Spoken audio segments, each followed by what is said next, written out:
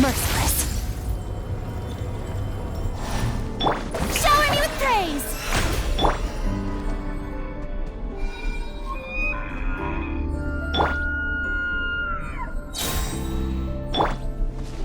Merciless.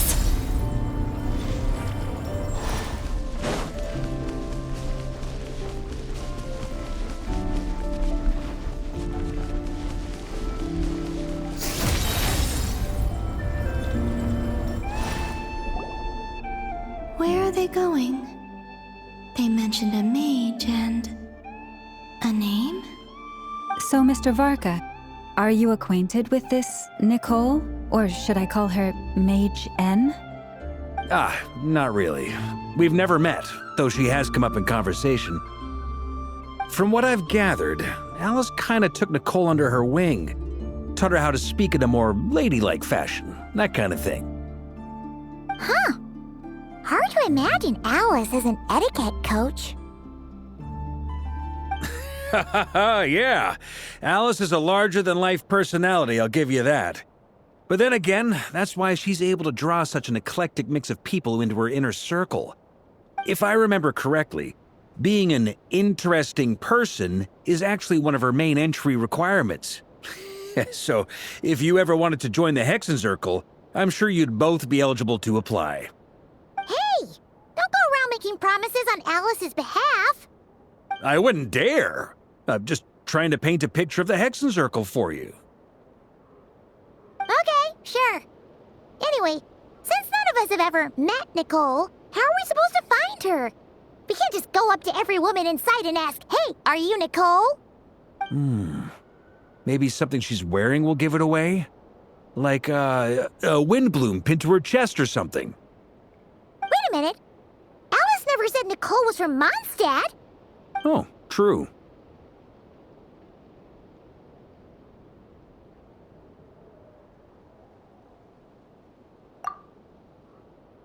That would be... this young lady, then?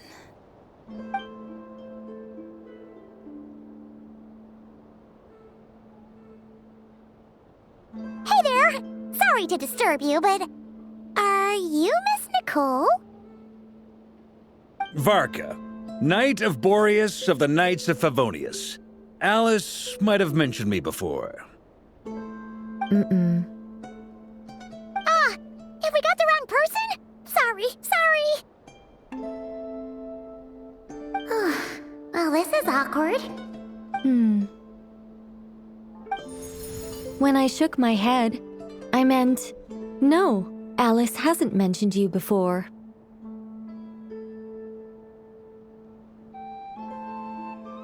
Huh? Where is this voice coming from? My apologies. For certain reasons, I am unable to speak. This is the only way I can communicate with you. It might take some getting used to, but I hope you can understand. Hey, it's fine. I'm more shocked by the fact that Alice never speaks about me. I mean... As for you two, we have crossed paths twice before, but it is nonetheless a pleasure to finally meet you.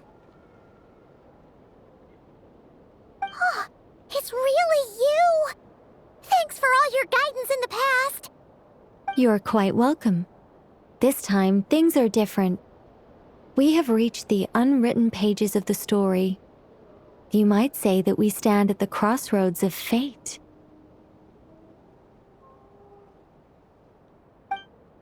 Now then, allow me to formally introduce myself. My name is... No, stop! Alice! I can't believe it! I had a whole speech prepared. I'd agonized over every single word. She always picks the worst moments to ruin other people's plans. I'm so sorry about that.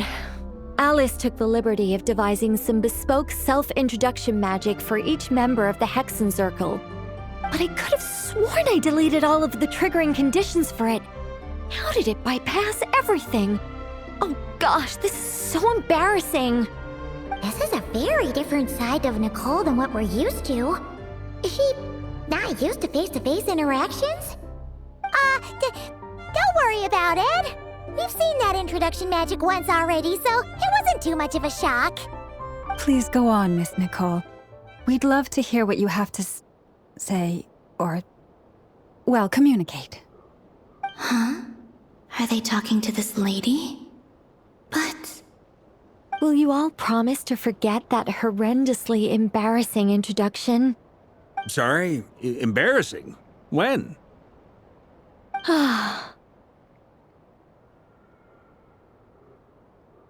Yes, my name is Nicole, and I am one of a very few angels who have retained both their preferred form and their power. The Traveler and Paimon should be no strangers to this concept. There is another of our kind in Natlan. They call her the Lord of the Night. Right! Paimon remembers her. Yes. Well, I have retained more of my power than she. It's because I don't have a long-term duty to fulfill. To be more specific... no. We'll be here all day if I get into the specifics. Moving on. If I'm not mistaken, you are here because you wish to learn how one might reach the moon beyond the sky. That's right. Is that something you can give us any guidance on? Yes, I do know a way. It began with the Hyperboreans, who lived after the War of Funerary Flame. Blank looks. Maybe I should start with the background of the war. Or maybe not. It shouldn't be an issue. I'll fill in the gaps for you when we have more time. Anyway, after that war ended, the three moons retreated to beyond the false sky. The Hyperboreans were humans I once aided. They accepted the civilization and creations bestowed upon them by the angels. But despite accepting many blessings of the angels, many among them still held on to their faith in the moons. They were reluctant to accept the new order, even after the War of Funerary Flame. They sought to contact the moon goddesses beyond the sky and receive their guidance. But all three had passed away by that point.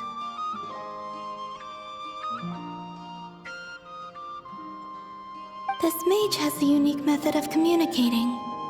Is she talking about the moons? Yes, but they did not know. And so, still they prayed for the moon goddess's mercy.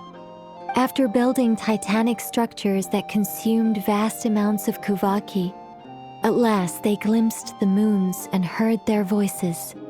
But of course, they were gravely disappointed, for it was then that they realized the three moon goddesses were dead. Oh, that's such a sad story. It is. Humanity was in a very sorry state at that time. The angels who had once aided them were gone, and the War of Funerary Flames had left them homeless and destitute. Just a second, I gotta ask. How relevant is all this history to the task at hand? Well, I mean, it's... Okay, it seems we've drifted into irrelevant narrative waters. It's been a while since I've had the chance to speak inside someone's head.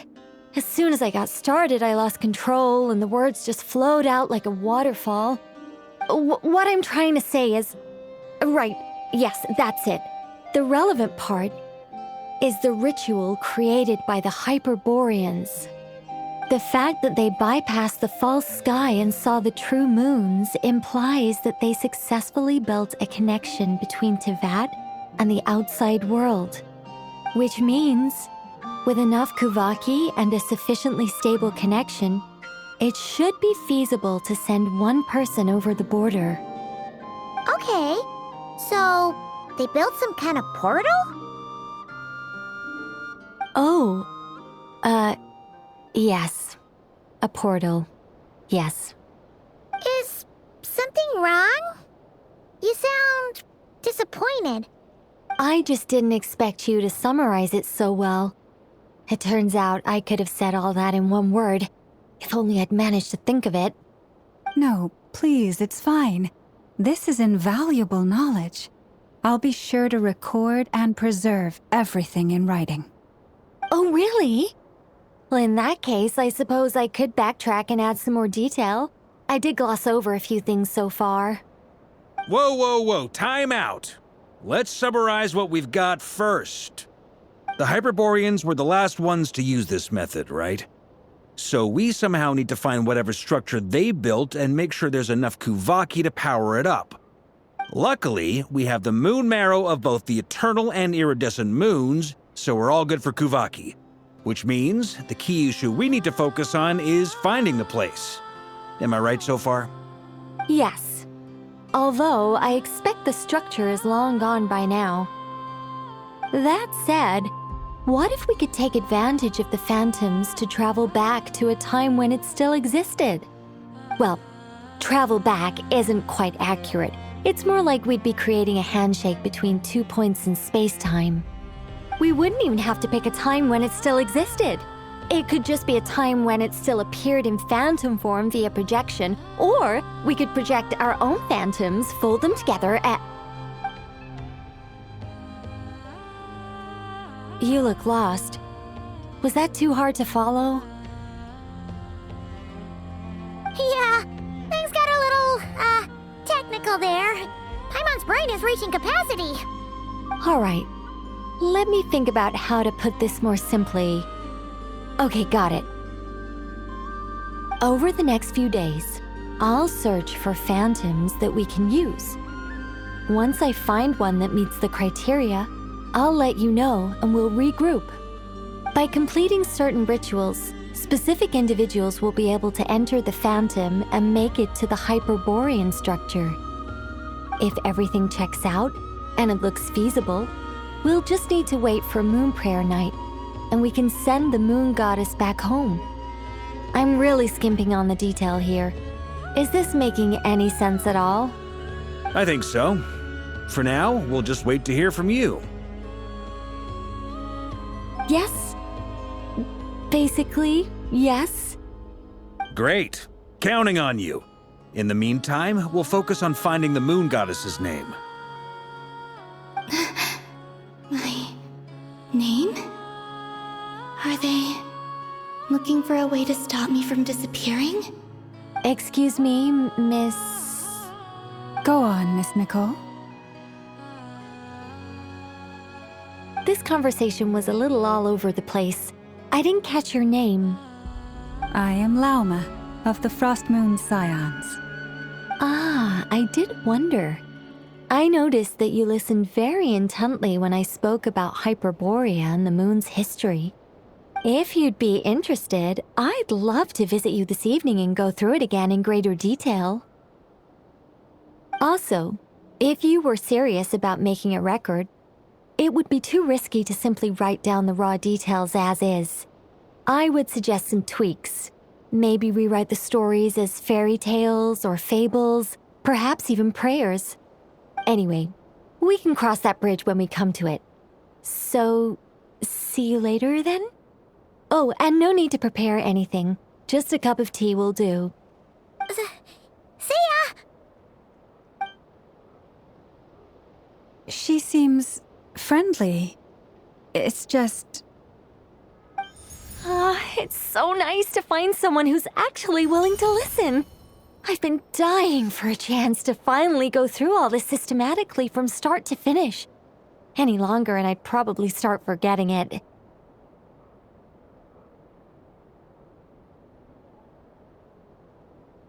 Now Paimon gets why Alice told us to mind our heads. Ha ha ha ha, what did I tell you? A lot of quirky people in Alice's orbit. Now then, the next order of business is, where do we start looking for the Moon Goddess's name? Maybe the rest of what Nicole has to say might give us some clues. Once I've heard her out, I'll summarize the salient points and share them with you all. I'm also inclined to review our other documents. Yes, our faith was first established by our Hyperborean ancestors, but many of the more factually accurate records are from after Kutar's birth. Sounds like we're gonna follow Columbina's journey through Devat, huh? In that case, we'll start by heading to the Frost Moon Enclave. Sounds like a plan. Take this with you. I'll see about getting in touch with the Fatui. It'll probably just be Arlecchino and Sandroni again. They're the only ones who would want to help. Thank you, Mr. Varka. Don't mention it. Honestly, I'm more comfortable dealing with the Fatui than prying into the details of a young lady's childhood. Catch you later. I should follow them, just in case there's some way that I can help.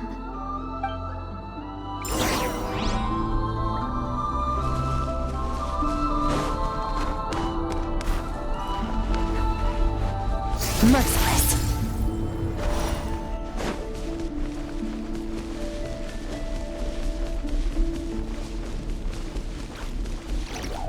Fearless.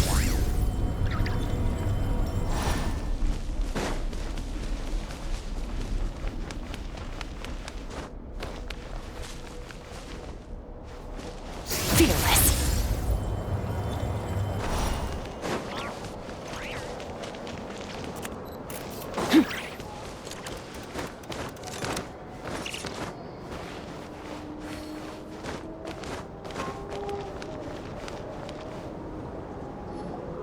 A while ago, I took the time to organize all documents in our possession that pertain to Kutar. What you see here is the material I consider reliable. You're saying there's unreliable material too? Yes. Most of the information we have was transmitted through an oral tradition. Inevitably, some of her stories were mythologized and deified over the years through countless retellings. That's why I organized them into reliable and unreliable. There's no sense seeking answers in history unless we can ensure the veracity of the historical record. Makes sense. All right, let's take a look through.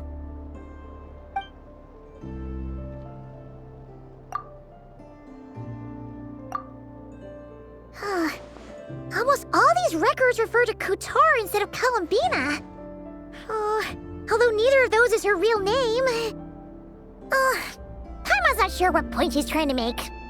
What we can gather from these records is that the Frost Moon Scions worshipped her as a god, placing impossible expectations upon her. I cannot fault them for their earnest faith, but for all their devotion, worshipping her day in, day out changed nothing. I imagine that none of it resonated with Columbina. It wouldn't surprise me if, even back then, she had already begun to reject the name Kutar and everything it represented. Lama speaks the truth. When I heard them call upon Kutar with hope and expectation in their voices, they may as well have been calling upon somebody else.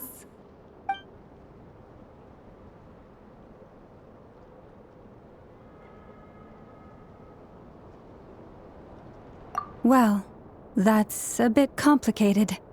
I looked at the level of detail, perceived authenticity, prose style, and how realistic their portrayal of Kutar seemed to be. Amongst the Frost Moon Scions of today, only I know of her existence, and I alone have spoken to her face to face. As such, I know that there are certain things she simply would never do.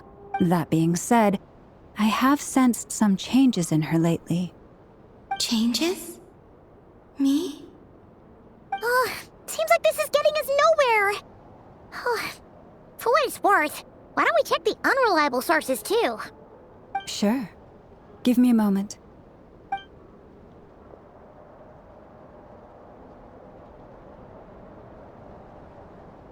Exerting but a fraction of her divine might, Kutar sheared a great mass from the snow-capped mountain and cast it into the sea, upon whose surface shone the mirror image of the moon.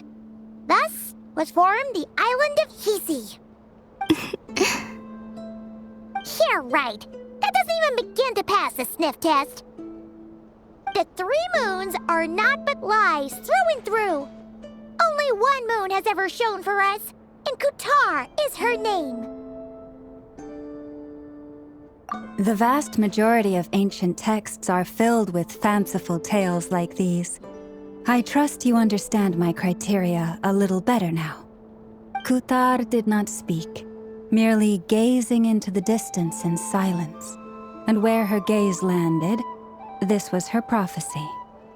Clearly, whoever wrote this text never even met Kutar. Otherwise, they'd know that her eyes are always closed. What about you, Traveler? What are you reading? Come on, let Paimon see. The child wished to build a wooden nest with which to shield a fledgling bird from the cold. But being so young and lacking in strength, the child could not snap the branches from the trees. Kutar was passing by. Upon seeing the child, she summoned forth the Kuhenki, who built a beautiful nest for the child. I remember that. Not knowing the meaning of Kutar's divine intervention, the child dared not to respond, and thus ran home to call their parents. But Kutar was gone. The moon chanter declared the event a miracle and took the nest as a relic, placing it on high for all to see. The child was named as one favored by the goddess and was greatly respected amongst the people. Yet, no further miracles were bestowed, and this matter was forgotten in but a few years. Huh. Any thoughts after reading that? Yeah. Columbina probably just wanted to join the kid in making nests. Ah. I'd originally considered this a fabrication, because Kutar did not perform any similar actions in subsequent records. But now that I think about it, it does seem like something Columbina would do. It's just that... She didn't know how other people would interpret her actions. She was probably worried about making things difficult for people. And so, she gradually stopped joining in. Yes. Oh, that's so sad.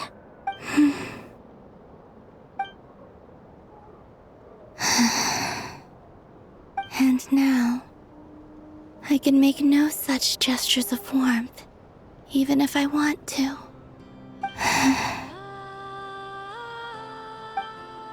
Still no name. That's a bit of a shame. But we did learn some interesting stories. That's gotta count for something.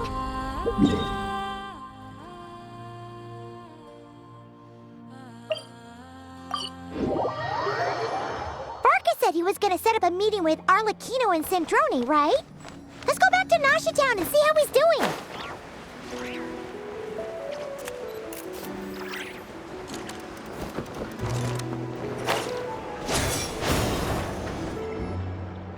Let's see.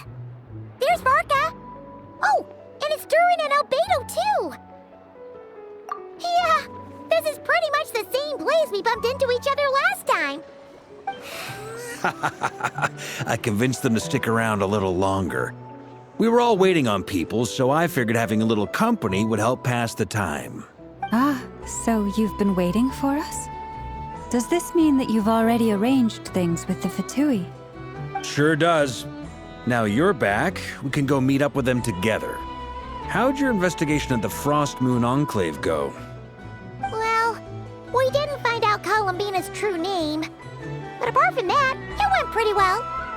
Aha, just as well that I didn't tag along then.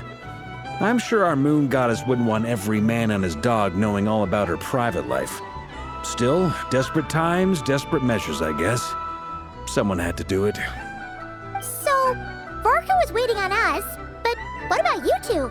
Are you waiting for Alice? Oh, no. We already met with her. We discussed that experiment I mentioned to you last time. Oh, and she also handed me this communication device. That's right. I understand she informed you about the relationship between the phantom phenomena and Tevat's borders, yes? She wants me to help her with some more experiments on that front. She said that she'll contact me through this device with more information. Ah, I see. Following instructions and making observations. Pretty common research method. Takes me right back to Albedo's lab. Wait, then who exactly are you meeting? Someone you know. Albedo's met him too. But I don't think Miss Lauma or the Grand Master have been introduced. Introductions are overrated, especially in cases like this. It's you! So, it's not like the Academia has prohibitions against going abroad. Also, I applied for leave. I've been writing to Hat Guy since obtaining a human form. I've already brought him up to speed on everything that's been going on in Nodcry. Hat guy? Turns out, I actually have heard that name before. Oh? Then why did you react the same way I did? I only knew the name, not the fella. But since we're all here, let's do some introductions for what it's worth. I'm Varka, Grand Master of the Knights of Favonius. Lauma, Moon Chanter of the Frost Moon Scions. And I'm a Driosh from the Vahumana Darshan of the Sumeru Academia. Hat Guy. Good to see you again, Mr. Guy. I believe we last saw each other on the boat ride here.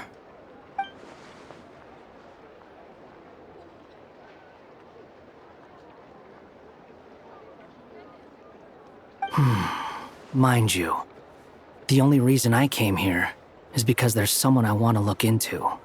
Who's that? The Doctor, also known as Dottore, second of the Fatui Harbingers.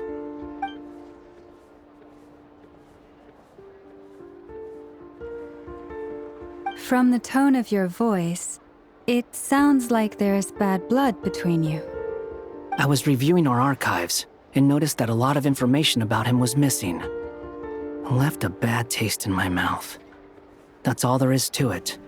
Dottore, or Zondik, as he was then known, once studied at the Academia, but he got kicked out before he could graduate.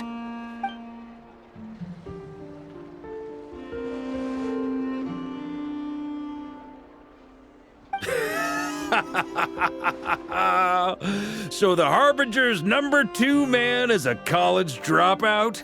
How embarrassing for them.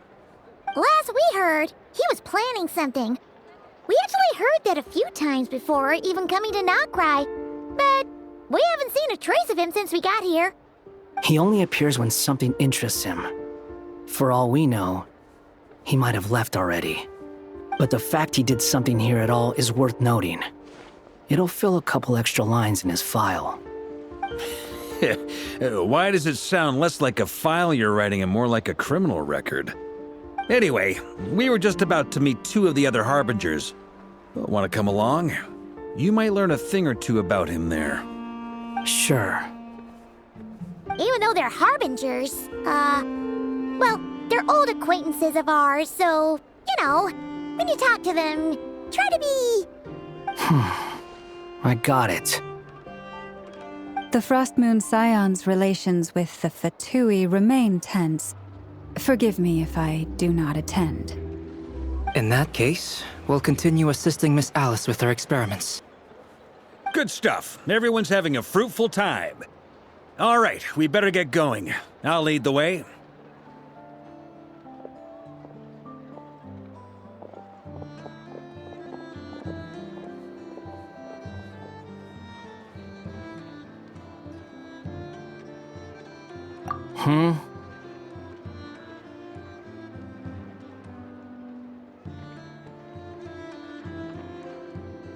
Well, yeah, that's obviously part of it. But I'm not the only one who has a score to settle with him. Neither you, nor Lesser Lord Kusanali, nor I want to see him meddling with things again.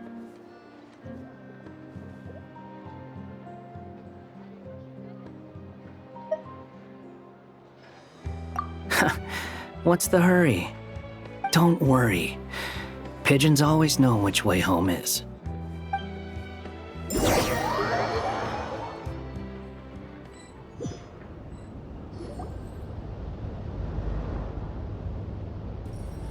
You made it. Who is this? A scholar from Sumeru. They call him Hat Guy. He's an old friend of the Travelers. Wait, this is the academia representative you wrote about? He doesn't exactly look the part. I believe this will prove my identity. You'll notice it bears the seal of the Sanctuary of Surasthana. Well, what do you know? So it does. All right then. My mistake. It's fine. I expected as much. What? So as I mentioned in my letter, the Academia's got its eyes on Dottore. But this matter remains top secret. Apart from those assisting in the investigation, the fewer people who know, the better. If anyone asks, I'm here in Nodcry to pursue my personal academic interests. Gotta say, Marka, you did pretty well to keep all this under wraps for so long. Sounds like you got in touch with the Academia about this way back. Haha, you flatter me. Where do I even start? Remember that time we fought Rerir at Star Sand Shoal? He sure let me have it then, didn't he? I'll bet Dottore had that all sketched out, with me as his convenient little pawn. He could not care less about us if he tried, but hey! The feeling's mutual. Does Dottore really strike you as the sort who values his relationships with his colleagues? Fair point. Definitely not. Which is why I always keep my guard up whenever he starts making suspicious moves. To that extent, our motivations align. On top of which, I consider you trustworthy people. Now, back on topic. In the wake of the Reikir of Solnari episode, Sandrone and I grew suspicious about Dottore's complete inaction during the entire affair. So we tried to find out what he'd been up to, but unfortunately to no avail. He never lets anyone in on his plans. The more he cares about something, the more secretive he gets. Indeed. Perhaps he believes that by keeping a low profile, he can avoid trouble. But that trick isn't going to work on his colleagues. Yeah, I mean, he's been researching the ancient moon's remnants. And he's been trying to get his paws on the moon marrows. Only an idiot would believe he doesn't have something more planned. With this in mind, I returned to Snezhnaya and relayed my thoughts to Her Majesty the Tsaritsa, entreating her to have him recalled. That's pretty direct. Did the Tsaritsa agree? Yes. I made it abundantly clear that the Fatui's business in Nodcry is almost concluded, and we do not need 3 harbingers in this territory. Her Majesty concurred. Accordingly, Dottore has returned at her orders. I imagine he is continuing with experiments, which no one besides he would ever have any interest in. Common sense might mean nothing to him, but he's not stupid. He knows that no good can come from opposing the Tsaritsa. Smarts alone won't get him all the way. He needs the Rooster's resources and Regrator's Mora, both of which the Tsaritsa can strip from him by waggling a finger. But doesn't he have a track record of publicly following orders while going against them in private? He probably has it down to a fine art by now. Wouldn't put it past him. We worked together on a research project once.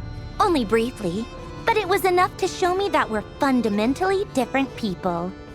He has no interest in doing things methodically, stage by stage. His thoughts jump all over the place, and the moment his curiosity is satisfied, or he gets the results he wants, he disappears. The only similarity we share is that, once we set our minds on doing something, we will see it done, whatever it takes. Oh, we definitely saw some of that in your battle with Rerir. You got so competitive. Ugh, do not remind me. Then I believe we all concur. Dottore will not simply give up. Fantastic. Now this is turning into a whole day of unpleasant memories. Ugh. Are you talking about the moon marrow stuff? He also strikes me as the kind of person to disregard experimental regulations, ruin all the equipment, and go way over budget. Then leave the first person he can find to deal with the fallout. Exactly. This one time, he was running some high high-temperature experiment and the substance exploded. But does he care? No. He orders his subordinates to open the device so he can observe the results, which causes the gas inside to leak out. That gas was poisonous! If I hadn't been there, who knows how many people might have died. And after all that, he left while I was still cleaning up after his mess. What a waste of time, he said. Waste of time? The nerve! He wasted my time! You've been bottling that up for a while, huh? Hat guy, I must say, you seem awfully familiar with internal Fatui affairs. Especially when it comes to Dottore. Thank you, Lady Harbingers, for providing such valuable information. I have no other questions for now, so I'll be on my way. Wait, what? You're just gonna leave? You're welcome to join if you want. Ugh. Just when Paimon thought he'd finally mellowed out. He makes quite the impression. I'll say. I've met tons of headstrong people, but not many of them would join me in bad-mouthing Dottore. Anyway, back to the main agenda. Barca, you said that Columbina has gone missing? Or rather, disappeared. Yeah. We're working on building a connection between her and this world. The simplest method is to find out her real name. I've actually asked her that question before, but she said she didn't know. Considering our relationship, I doubt she was lying to me.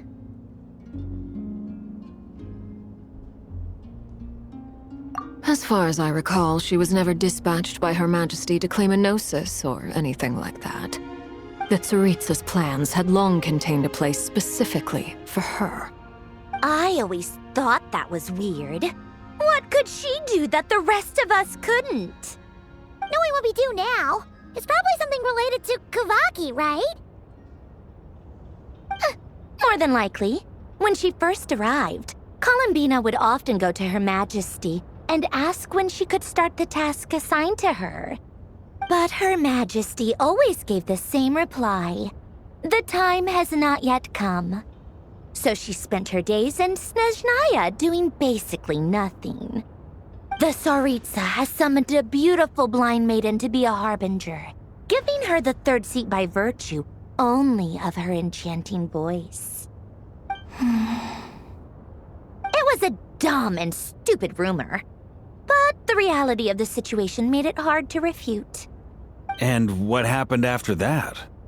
I imagine she stopped caring. She no longer seemed to care why she had been recruited, and Her Majesty never gave her any missions, so she just continued to sing in the flower garden. For my part, I was busy. So busy, in fact, that watching someone be that idol had me fuming.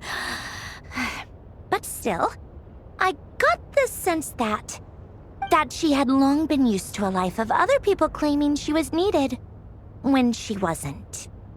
I just felt that having a place to stay would cost me something eventually. And so I waited quietly for the day that I would have to pay the price. And on the other end of that spectrum, you had me. Someone once told me that I had the lousiest work and the toughest luck.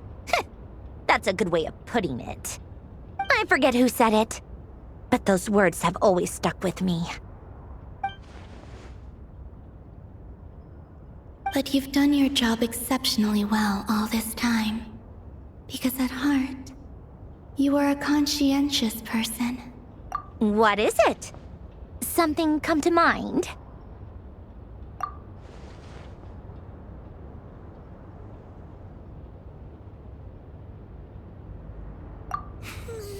That makes sense. Nothing screams you are needed like your name shouted from across the town. Well, good luck with it. But if you ask me, Columbina is still the most shoutable name. I'm just so used to it now. After all the arguments we've had, I can't be bothered trying to remember another name for her. Nor I. Sandrone. Harlequino.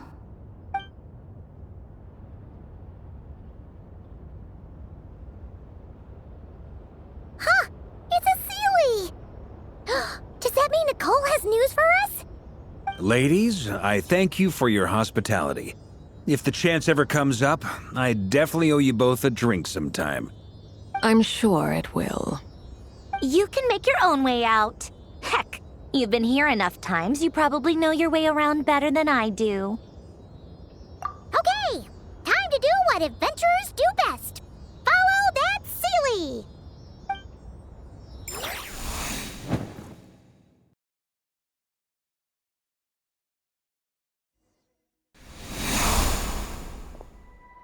Here you are.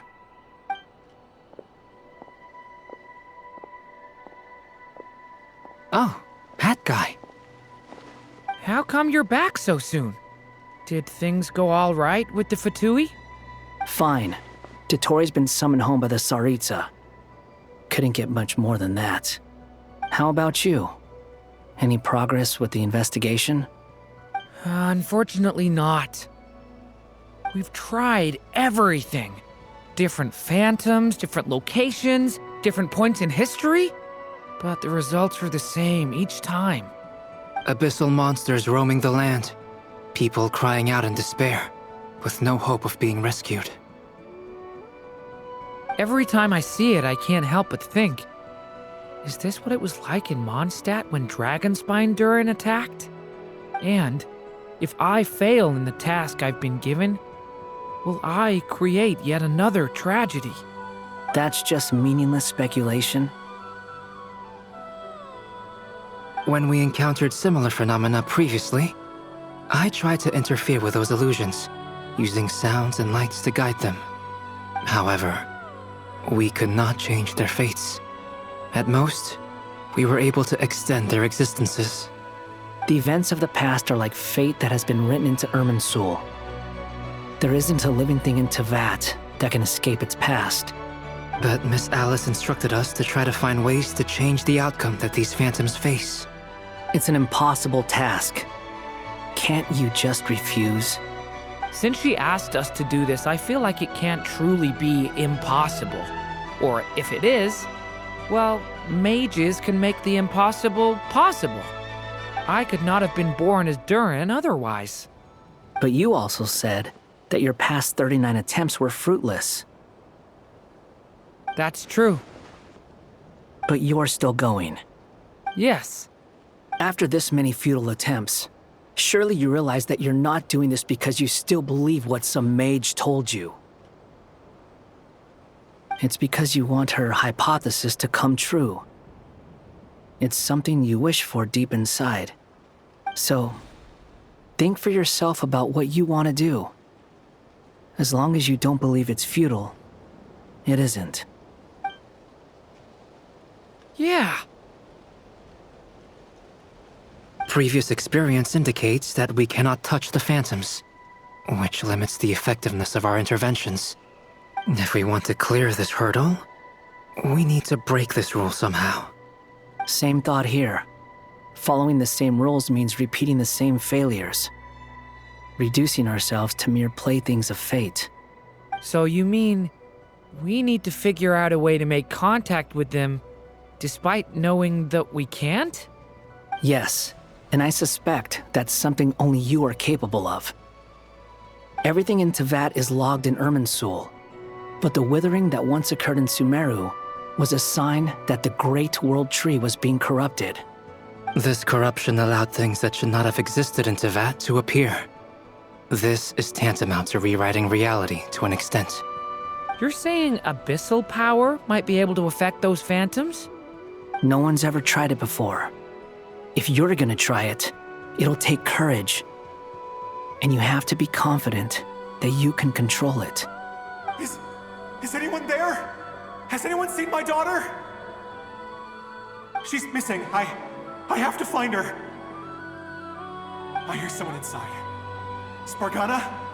Are you in there?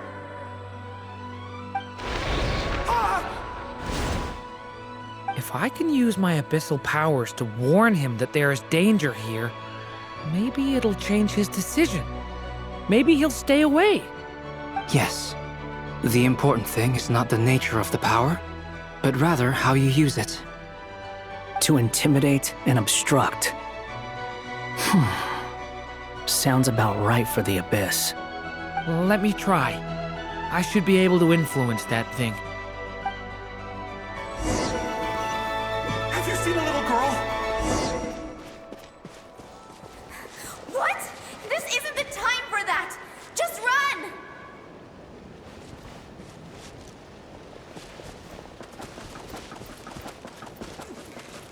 I hear someone inside. Spargana? Are you in there?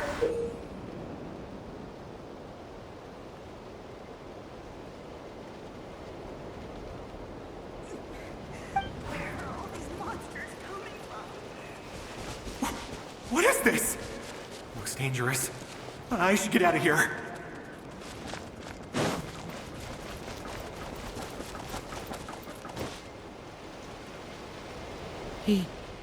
He really left. Ha! We did it! Don't celebrate too soon. Follow him. See what he does next. Monsters approaching from the front. You need to stop them and create an opportunity for him to hide.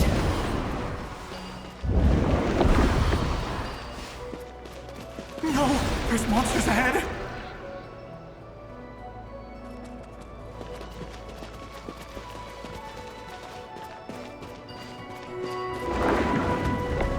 Wait, is that the barrier I saw earlier? Why is it appearing now? It's as if someone's controlling it.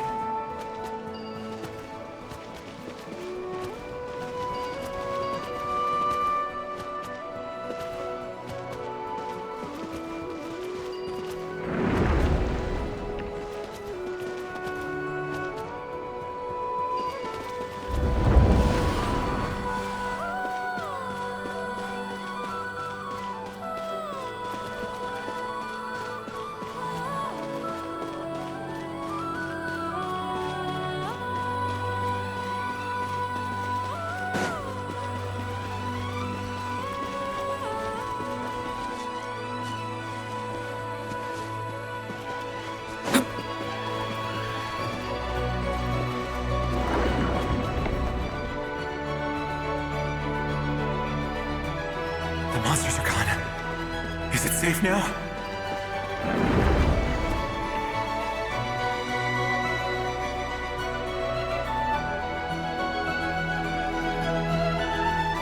The barrier's gone too. How odd. Anyway, I guess I'll keep going. Quickly, let's keep up.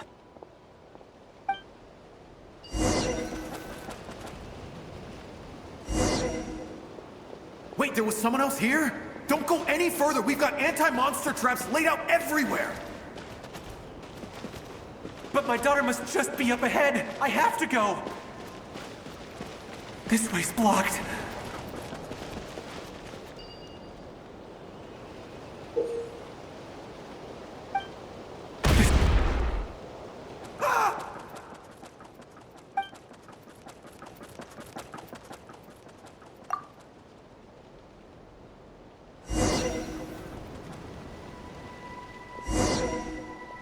Wait, there was someone else here? Don't go any further. We've got anti-monster traps laid out everywhere. But my daughter must just be up ahead. I have to go. This way's blocked.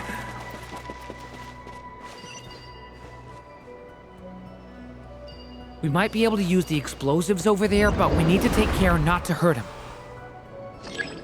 I'll use the barrier to keep him at a safe distance.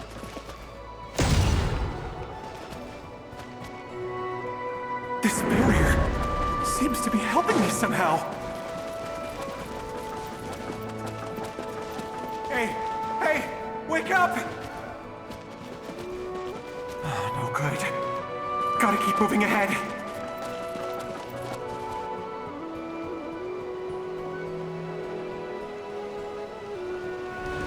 So Monsters! There's still a chance, Durin. Use the traps.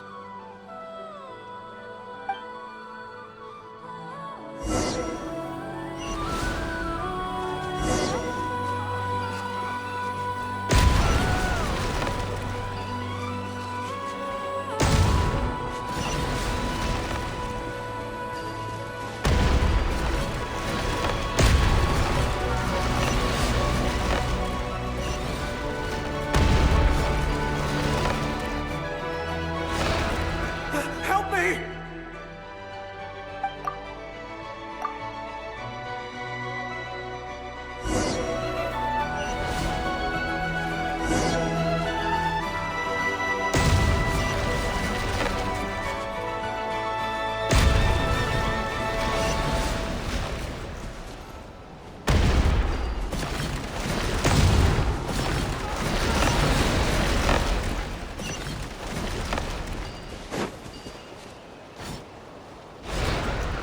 Help me!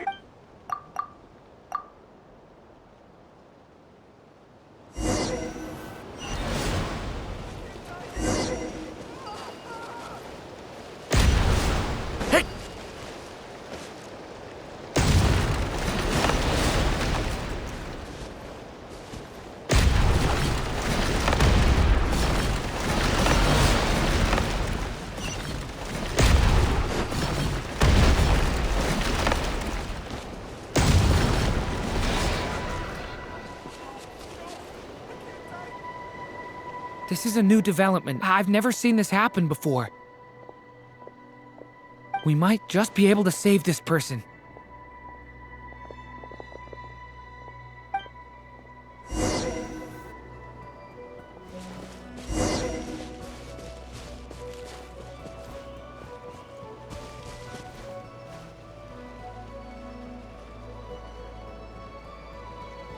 Hello there.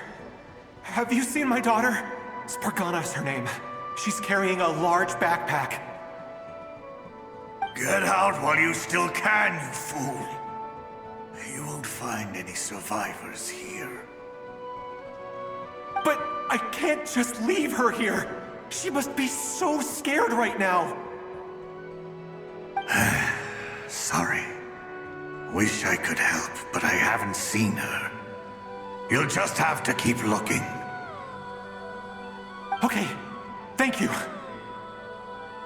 If I do find her, I'll get her to shelter and come back for you. Don't bother. I've got nowhere left to go.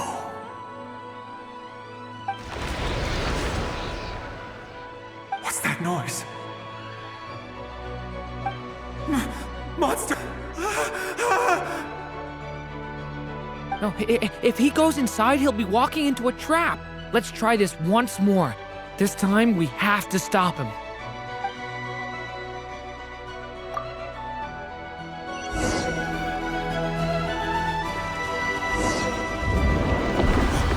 Why?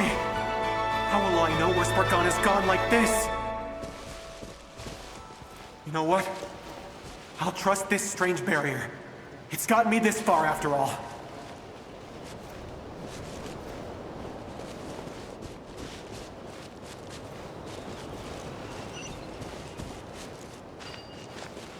What?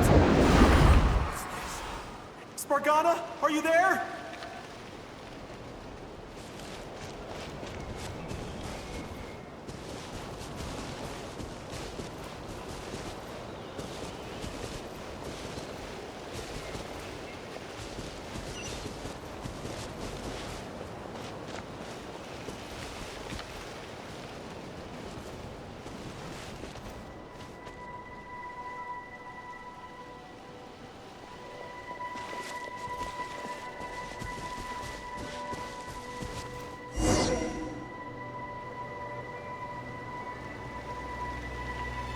Huh?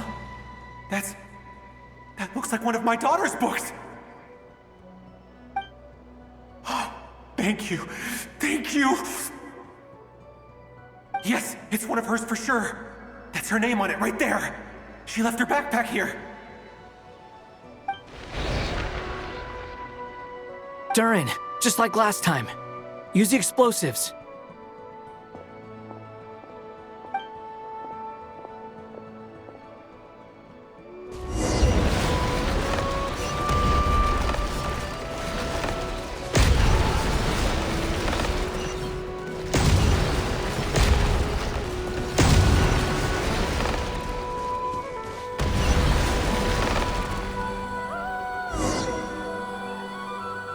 It won't work. There's not enough left. If he makes it in, he'll die. But then, this clue could be the key to him finding his daughter. It might not be the only one. Better he misses that clue than loses his life. I guess so.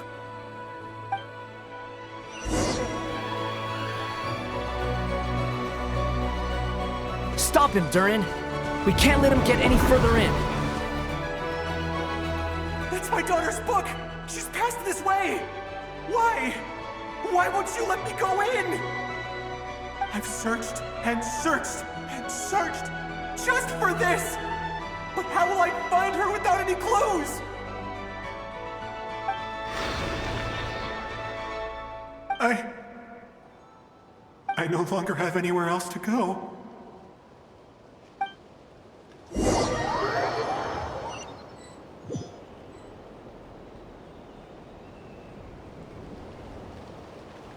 I'm sorry. I'm so sorry. He refuses to go anywhere else. Whether he opens this door or not, all that awaits him now is death. We couldn't change his fate. Albedo? Hat guy?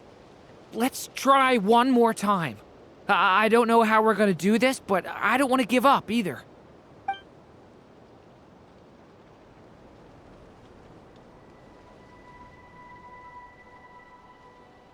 Why am I here? What's going on? All these scenes running through my head. Where are they from? Huh? What's going on? His reactions have changed. How many times have I... What's happening to me? Huh? Wait. Who are you? You can see us now? I feel like I always could, but that I only just realized you were there. I'm sorry, I don't know how to describe what I'm feeling. But you were the ones guiding me using that marked barrier, right? I haven't done anything yet, but those monsters, those deaths, they feel like memories. Like things I really did experience. I won't find my daughter. In fact, I'll ultimately die trying to find her. Isn't that right? No, it isn't. Yes, it is. Even so, we're trying to find a way out of this. You've not seen my daughter either, have you? It seems she really isn't here.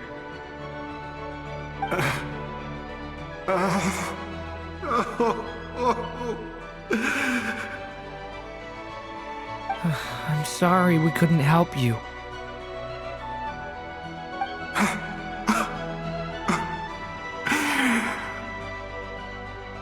I'm just tired. Maybe this is destiny. Maybe it doesn't matter how hard I search. How long do I have left? Experience says 15 to 20 minutes. 15 to 20. Thank you for all your help. Let's rest a while. You look exhausted too. Now's not the time for you to start pitying us. It's not pity. I'm just realizing that I've only got 10 or so minutes left. You know?